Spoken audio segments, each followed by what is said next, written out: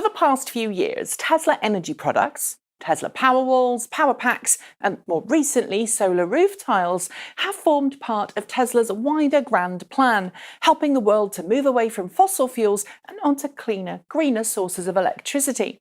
Aside from becoming a one-stop shop for all your energy and transportation needs, something which simplifies the process for customers and helps Tesla break into multiple different markets, Tesla's energy portfolio gives it a way of branching into some pretty lucrative markets, for example, like the wholesale energy business, building and installing massive grid-tied battery storage systems for utility and corporate clients around the world to help them smooth out the power demands on the grid, lowering operating costs and avoiding peak energy charges. Take the massive grid-tied energy storage system Tesla won a contract to provide to South Australia earlier this year. 129 megawatt hours in capacity and capable of providing 100 megawatts of instantaneous power, Tesla CEO Elon Musk said that if the system wasn't supplied 100 days from the completion of the contractual paperwork, the state would receive the system for free. I've no idea what the cost of the system is, but when it's completed, it's expected to be the world's largest grid-tied lithium-ion energy storage system, and it will be capable of providing instantaneous power to 30,000 homes. And of course, if Tesla succeeds in its plans, installation is expected to be completed by the end of December, it will be a major advertising coup for the company. But although Tesla's name will most certainly be associated with the project, Tesla's engineers will be responsible for designing the system, and the power packs themselves will be assembled by Tesla employees, it won't be Tesla battery cells made at Tesla's Gigafactory inside the power packs. It will be Samsung cells instead. Confirmed during an investor call surrounding the announcement that Tesla was issuing $1.5 billion worth of senior notes, I covered this in a video earlier this week, Tesla CEO Elon Musk confirmed that Samsung SDI cells had been chosen for the South Australia Power Pack. Why? Well, there are several reasons, and I think it's important to spend some time going over them.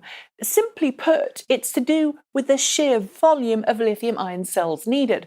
As Tesla has stated in recent filings, it's been working full steam ahead on producing as many 2170 lithium-ion cells as it possibly can with its battery partner Panasonic at the Gigafactory outside of Reno, Nevada.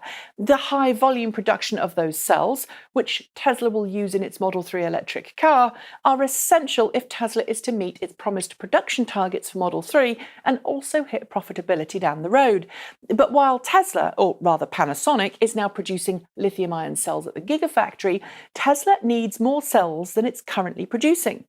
Right now, Tesla is shipping the 18650 cells it uses in its Tesla Model S and Model X battery packs all the way from Panasonic's Japanese production facilities and has been pretty open and honest about its need for consistent, high volumes of battery cell supplies in order to keep up with production demand.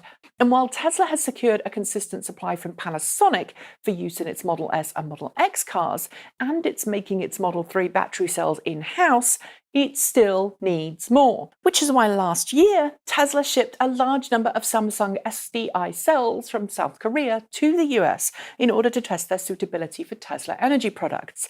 Samsung, which has an established relationship with Tesla and has provided it with battery cells in the past, might be one of Panasonic's rivals in the energy space, but alongside Panasonic, it's one of the few companies that Tesla actually trusts to make cells for it.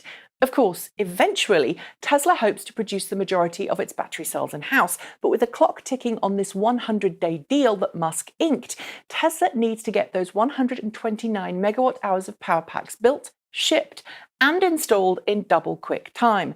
If it reaches the deadline, Samsung wins, Tesla wins, and I'm sure more energy products similar in size and scale to the South Australia project will be ordered by governments and utilities around the world from Tesla. Since Tesla can't afford to fail, Samsung is the smart choice for cells, especially given this project is larger in storage capacity than the total number of power packs produced by Tesla in the last quarter. At the moment, it's tough to say if Tesla will reach its deadline, but with more gigafactories in the pipeline around the world and demand for lithium-ion battery cells rising, Tesla's tactic of buying cells in might work this time, but may not in the future. After all, when something becomes more in demand, the wholesale price of it rises, which again is why Tesla is building its gigafactories in the first place. That's it. Thanks for joining me. See you next time. Bye.